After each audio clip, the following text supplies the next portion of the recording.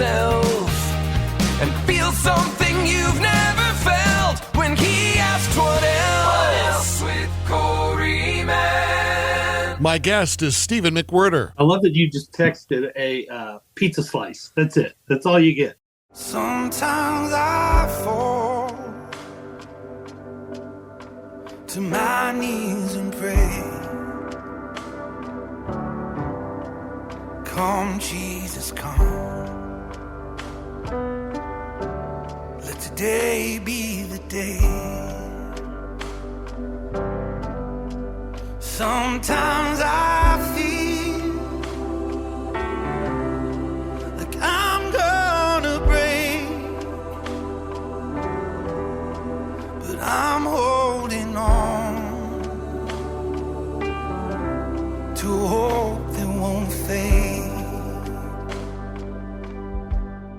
Well, good to see you, man. How you been? Not too shabby. Thank you for asking. How about yourself? Yeah, I'm amazing. I'm coffee. I'm good. I was just sitting here writing my book. I'm glad you texted me. I was ready to go. I kind of had things set, but I'm in this like morning, try to get as much written on this book thing as possible and then go about my day. I'm going to hit record because I want to jump in, okay? Let's do it. And I love the shirt that you've decided to go with today because it really shows off the artwork. Is this your writing shirt, your workout shirt? To be fair, I didn't. Is this video? Are we doing video? I'd like it to be if that's okay. It's totally fine. Yeah. So yeah. No, this is just my shirt. It's my shirt. I have. I don't put too much thought into it. It was the top of the basket. It's clean shirt. I was at a bookstore over the weekend, and I have a pretty healthy-sized rooster on my outside calf. And a gentleman said, hey, man, great art. Is there a story behind that? And then we had a great conversation. I would love for you to choose something that I'm looking at and let me know if there's a story behind it, like a quick story of one of your tattoos that you have. This one right here is a harp. My last name, McWhirter, means son of the harpist, which is kind of cool. And 2 Kings 3:15 says, while the harpist played, the hand of the Lord fell. And if you actually go back on my Scottish family, there's a family crest that's like over 1,500 years old of a Scottish family, the McWhirters, and it has a harp at the top of the family crest and all that. So that's kind of cool. But then my son, I have a 9-year-old who is really big into Legos, like all kids, right? And he has a figure that's his figure that he designed. It's a character that he's had forever, and it's kind of like there's a whole story that he creates around this one character, and the character's name is hilarious. It's Jimmy Johnson is his name. I one day secretly got a tattoo of Jimmy Johnson on my arm and just came home and was like just talking like this, like had my arm up like this and was listening to him tell a story, and then he finally realized what was on my arm and he was like, oh my gosh.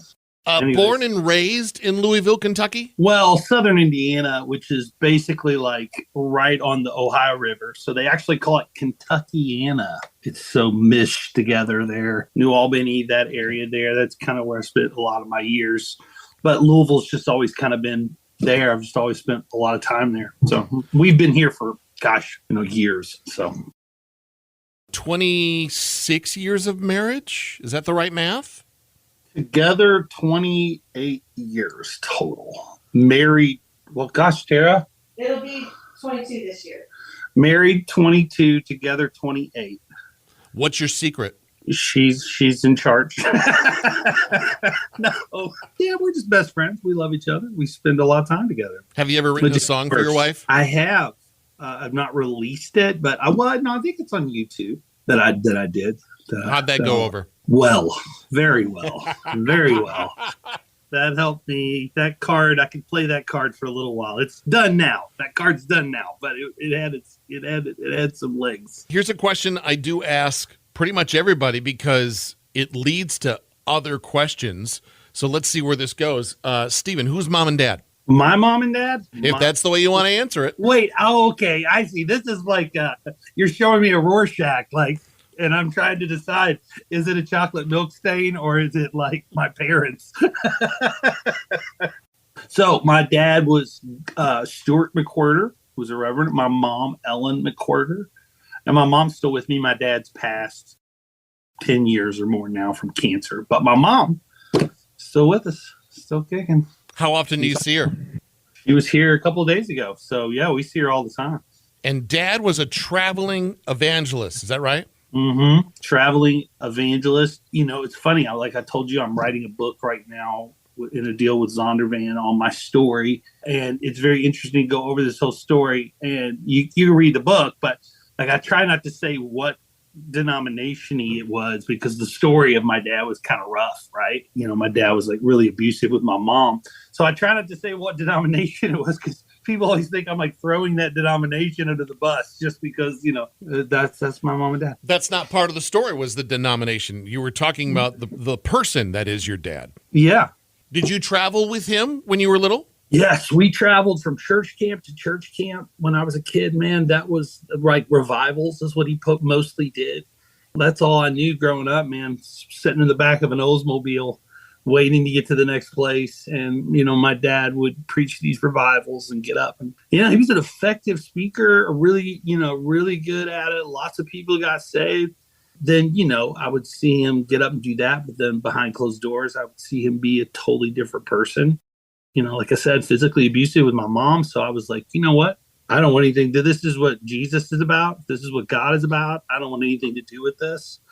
And I just associated my earthly father and my heavenly father as the villains in my story at a very young age. And even those church camps, man, I actually got kicked out of a church camp where my dad was preaching the revival. Like, can you imagine? Like, you're the guest speaker for the week and they come and they tell you we're kicking your son out because he vandalized the cafeteria at 1 o'clock in the morning, smoking pot. You know what I mean? Like, that was who I was, man. I was determined to just be the worst at any given point that I could. What was like your dad's go-to messages? Do you remember like a specific, like, oh, he's saying this, or, you know, were you sitting in those revival meetings? Like, do you remember some of the language that he would use? Like, what was some go-to stuff? You know, it was just mostly the gospel. I think I have to go back. I'm really glad you asked me that because writing this book, I'm going to go back and listen to some of them. I think it's hard to remember and I've tuned a lot of it out. But I'm really glad you said that because I am going to go back and like listen. Great content. You know, to be honest with you, I think it depends on the trauma. Like in my sense, there was like a lot of trauma. It was rough. I don't think so much about what he said on a stage as much as I just knew it was people getting saved and him talking about Jesus and the Bible. And what I remember was the rough stuff. That's the stuff that's seared in there. I think it is a good idea because there's some YouTube audio. I know that somebody because those are like old cassette tapes. Like there's no like video of that. So I think some guy like took a bunch of like old pastors from that like denomination and like put them all on YouTube, like just audio. That'll be a trip, but I'm literally going to go do that now. That'll be interesting. I'm watching your story online. You've told it to me before. Where did a hatred of Jesus, did that come from Dad and putting earthly dad and heavenly dad together? Or 100%. 100%. And I think for me growing up, it was like, okay, if this is Christianity, and maybe even on the subconscious, it wasn't that I hated Jesus, but it was that I hated my father so much. If I hate Jesus, it'll hurt him. Does that make sense? Yeah. So, and I think that's part of it. Even, it's this very interesting thing where I just lumped all that stuff emotionally and mentally into one basket. And I even had friends of mine that I would remember when I was doing, again, we're jumping around a little bit, but like I was 11, 12 years, something like that, whatever, of like addiction. A lot of it was crystal meth. I was a drug addict, all this kind of stuff. I remember a friend of mine once even was like, told us, hey man, I got saved. I'm giving my life to Jesus. And I remember going to another buddy and going, we got to stop this. We got to get in the car. We got to go to this guy and we got to, bring some drugs. Like literally, that's the way I was thinking. I was like, we got to talk him out of this nonsense. He's being brainwashed. We drove all the way out to this place. Sole purpose was to talk my friend out of giving his life to Jesus. That's crazy. And that is a truly broken place that comes out of, right? So like I always tell people like, man, lots of people, it's not like I was a gang member, but it's like at the same time, you would have pointed to me is that if there was ever an enemy of the cross, it's this guy. This guy is No good. Were you argumentative? Very much so. Yeah, very much so. But it was more anger than it was just trying to be intellectually savvy. I think it would be like, at first I'm arguing with you about it. And then at one point I just went, you know what? Just cuss somebody out. I knew I wasn't winning the argument, but anger gets the better of it. And it would come out different ways. Do you think the crystal meth was you running to let me fill the void with this? Or just straight up rebellion, I'll show you? Both. I think I can say both in the sense of, I think it was just more fill the void. I think it was just more like anything else. I was very angry, very broken, lots of just pent up anger. But I think honestly on the surface, it was also like, hey, I just had some friends, some people I was hanging out with, fit in, I'll do this thing. But then it turned into, forget the world. I'll do whatever I want. And I'm going to, this is definitely hurting them. I'm just going to keep doing it. A 6-year daily addiction of crystal meth. By the way, you're a hard-hitting journalist, Corey, man. You're getting right in there. I grew up in a very protective family. I think a day back then was a blur. It was a mess. Very dark, very scattered. I always say, it's this false sense of euphoria with meth for people. I think it makes you feel creative. It makes you feel happy. It makes you think these things about yourself. As soon as it wears off, you want more. This is addiction 101. So it was just a blur of just bad decisions. You know what I mean? Like a whole day that and you often didn't sleep. So you'd go several days, and I remember at one point being up for several days and I sat in my car and going, you know what? I am going to die at a young age from this, and being okay with it because the idea of quitting was just not on the table. How in the world do you get out of this mess? You don't. You get pulled out. First off, okay, yeah, I'm in this terrible place. People are praying for me. My sister at the time gave me a book called The Case for Christ by Lee Strobel. And I told you how much I hated Jesus, but people were praying for me. And this is the most miraculous part because I didn't cuss somebody out when they gave it to me. I just accepted it like whatever. Threw it on my side table, 3:00 in the morning. I'm literally sitting in this room with drugs on the side table next to me. And I'm reading this book about Jesus. And I just remember knowing he's in the room, certain of it. And having this moment where I experienced, I think, like hope maybe, or like a glimpse of what could be that I'd never had before. I just remember being like, God, I want to give you my life. I think this is real. Like, oh my gosh, you actually are good. You actually not just good in a way where your will's good for you and a bummer for me, but I should want it because you're God. But like, no, like it's actually good. And I was like, I want to give you my life. I want to quit all this addiction. I want to quit all this anger, all this darkness I've known for so long. I want to. There's no way. There is no way. Like I told you, over 11 years in addiction like this, man, I mean, I couldn't even imagine what it was like to be a little kid, just be happy without taking something to make me feel happy. I didn't know who I was without this. But I got this little glimpse of a potential thing. I can't even explain it. And I just remember being like, I want to, but there's no way I can. And I just remember having this thought from the Lord that I know is not me. And it was, Stephen, you won't do it. I'll do it. Come to find out later, this is Ephesians 2:8. You're saved by grace. This isn't something you can boast about. It's a work of God. Like he does it, right? And in that moment, I did the one thing I can do, because it says in John 6:29, I think it says, the only work the Father asks of you is to believe, like take him at his word, like actually agree with what he said in a real way. I remember believing it in that room that night. Like I believe I'm breathing air right now, like for real, and fall on my knees, giving my life to Jesus in this room. Like just, I knew enough growing up around it. And I was just boogers coming out of my nose, ugly crying on the floor. And my girlfriend at the time, which is my wife, Tara, now, was in bed and woke up to me on the floor, like crying and sobbing. I literally quit everything overnight, by the way, like everything. I just remember being bawling, boogers coming out of the nose, right? And my Tara at the time was like, "What are you doing?" And I was like, "I just gave my life to Jesus," And she's like, "Are you high?" People were just like, "Oh my gosh, she's brainwashed or something." But my situation with my dad's alive at this time, right? And I get saved and I give my life to Jesus.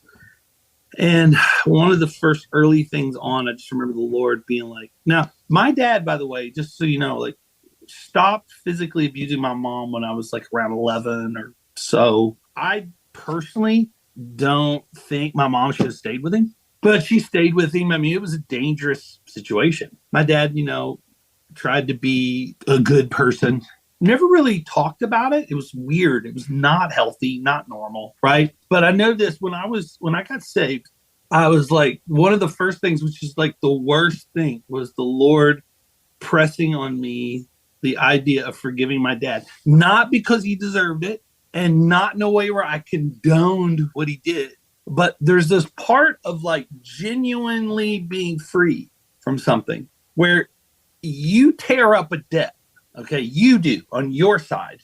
He still has to repent. He still has to bring this thing to the table. You still have to deal with this. This is still between you and the Lord and the people you've hurt. But from my end, where I am, I have the ability to do what Jesus did for me, which is tear up a debt that is a real debt, a genuine debt. And that's what I did. I went to my dad and I said, and it was the most awkward, unmagical moment you could ever imagine. There was no like beam of light coming in the window and a bird on my shoulder. It was like, "I forgive you," and him looking at me like a deer in headlights and him going, "Oh, okay," and me just walking out of the room, right? And it was not a beautiful moment, but there was power in it because on my end, I actually tore up something that had ruled my life. My dad baptized me and my wife and performed our wedding ceremony. And all of that was out of a place of not condoning, but out of a place of genuinely tearing up a debt.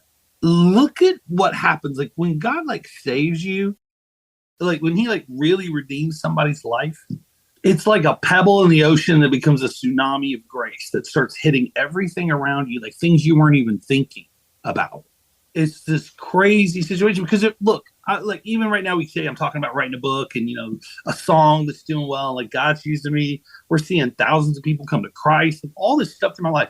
But if you go back 23 or so years to a guy in a room at 3:00 in the morning with drugs on the side table and he's reading this book and you say, "Hey, you, in 20 years you're going to be telling a bunch of people, you're going to be on a thing talking to Corey Mann about this, and you're going to be sharing this stuff that you don't think anybody should ever know, that you want to hide forever, and God's going to use it. The thing you think will mark your life as shame, he's going to use it to mark your life with his glory." That is what makes the gospel such good news. That's what makes it so powerful. It's crazy. I remember the first time I heard "Come Jesus Come." I knew of your voice and I've heard your songs before, but I had a moment of, I believe what he's singing.